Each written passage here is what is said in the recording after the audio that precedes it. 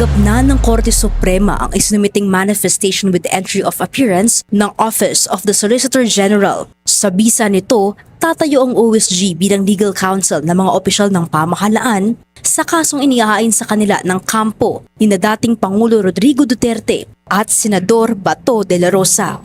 Una nang nagbigay ng pahayag ang legal counsel ni de la Rosa.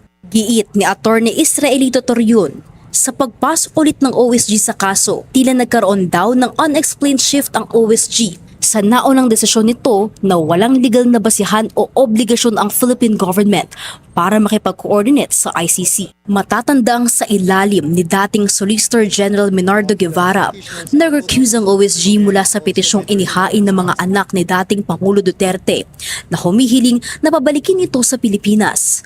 Paliwanag nito noon, maaaring hindi nito marepresenta ang mga kawani ng gobyerno na respondent sa kaso dahil sa naunang desisyon nito na walang jurisdiction ng ICC sa Pilipinas. Bilang aksyon ng kampo ni De La Rosa, nagsumite raw ito ng reply noong December 3 sa Korte Suprema para sagutin ang naging aksyong ito ng OSG.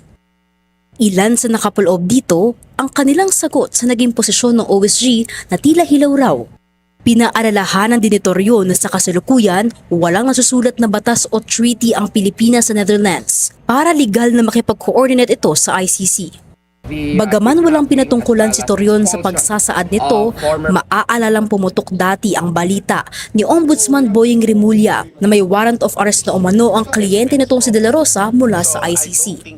At ayon sa DOJ, kung sakali, pwede itong i-execute via extradition o pag-surrender.